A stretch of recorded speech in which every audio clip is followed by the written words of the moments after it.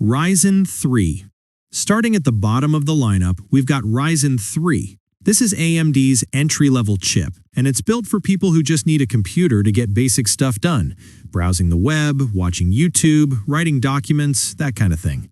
It comes with 4 cores and 8 threads, which is honestly enough for everyday use. But the moment you try to push it with heavy gaming or video editing, you're going to start feeling the limits. Slower load times, lag, dropped frames. That said, the whole point of Ryzen 3 is that it's affordable. So if you're building a budget PC or just need a cheap laptop for school or work, this does the job. Speaking of laptops, you'll usually see Ryzen 3 chips ending in a U suffix. That just means the processor is tuned to save power, so your battery lasts longer and the device runs cooler, perfect for students or office workers who are on the go all day. On the desktop side, some Ryzen 3 chips carry a G suffix, which means they have integrated graphics built in, so you don't need a separate graphics card just to get a display output. Useful for ultra-budget builds, though don't expect to run any demanding games on it. Ryzen 5. Now this is where things get interesting. Ryzen 5 is AMD's mid-range chip, and honestly, it's the most popular tier for a reason. It bumps up to 6 cores and 12 threads, which means it can handle real workloads. Gaming, photo editing, light video editing, coding. It's a massive step up from Ryzen 3 without jumping to a price point that hurts your wallet. For laptops, you still get the U version for battery-focused devices, but you also get the H suffix. H means it's a performance chip, higher power, higher speed, designed for gaming laptops and content creation machines. It'll drain your battery faster, but the performance trade-off is worth it if that's what you need. On the desktop, some Ryzen 5 chips come with an X at the end, which means they're factory-tuned to run at higher clock speeds.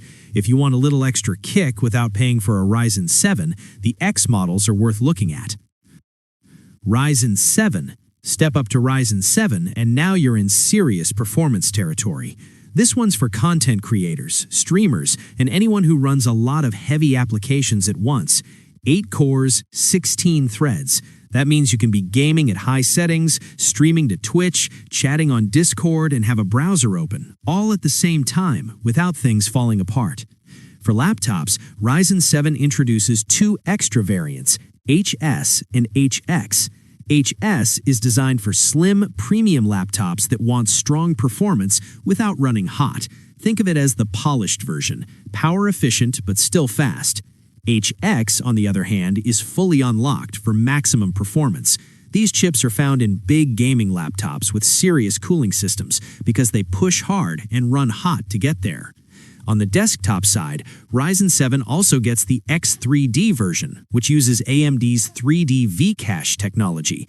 Basically, it stacks extra cache on the chip, which translates to noticeably better gaming performance without increasing power draw. If gaming is your priority and you're on a Ryzen 7 budget, the X3D model is one of the best bang-for-your-buck chips AMD has ever made. Ryzen 9. Ryzen 9 is AMD's flagship consumer processor. We're talking 12 to 16 cores, built for people who genuinely need that kind of firepower. 4K and 8K video editing, running complex simulations, high frame rate gaming at the competitive level. The suffix options are basically the same as Ryzen 7. It's just more powerful across the board. And here's something worth mentioning. When you compare the top-end Ryzen 9 X3D chips against Intel's best, benchmarks consistently show AMD coming out on top in gaming performance. That's a big deal. But to be honest, most people simply don't need a Ryzen 9. If you're not a professional creator or a hardcore enthusiast, you'd be paying a premium for performance that you'll never fully use. Ryzen AI. Now here's something newer. Ryzen AI is a special variant you'll find in premium laptops from brands like Asus ROG, Lenovo Legion, and MSI.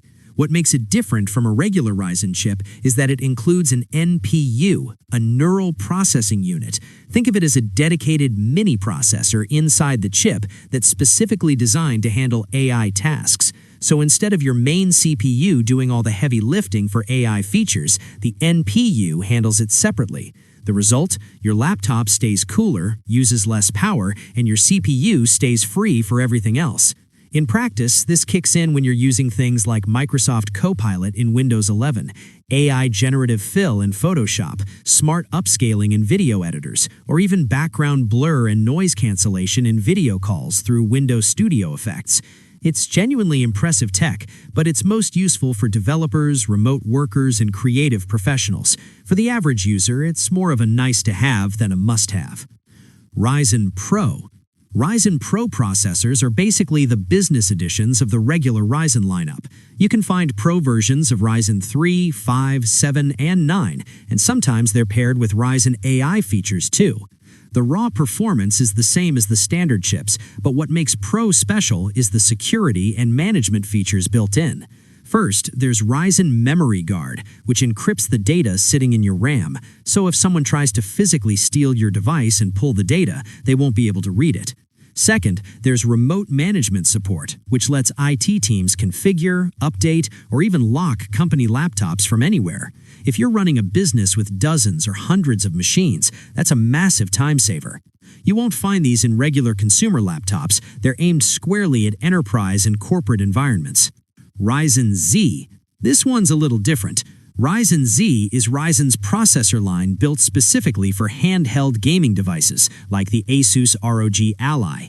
The most well-known chips are Ryzen Z1 and Z2, plus their extreme versions which push more performance.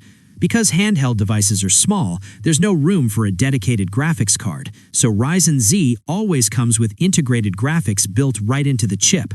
It's not going to compete with a gaming desktop, but AMD has done a good job optimizing it so you can still play games at decent frame rates without killing your battery in 20 minutes. And finally, Threadripper. This is not a consumer product. This is AMD's workstation-grade processor, built for tasks that even a Ryzen 9 can't handle. We're talking 24 to 96 cores. It's physically bigger than a standard processor and requires a special socket and a larger motherboard to even fit. Who uses this? Engineering firms running massive simulations, animation studios like Pixar rendering complex 3D scenes with millions of calculations, scientific research teams, the kind of work where time is money and you need raw, uncompromising power. The price reflects that. We're talking thousands of dollars just for the chip alone, absolute overkill for anyone outside of those professional settings.